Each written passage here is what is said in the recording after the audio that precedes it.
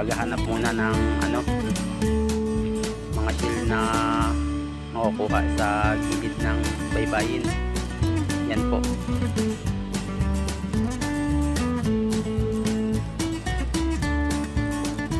Napakagandang view po dito kapag low tide o kaya high tide.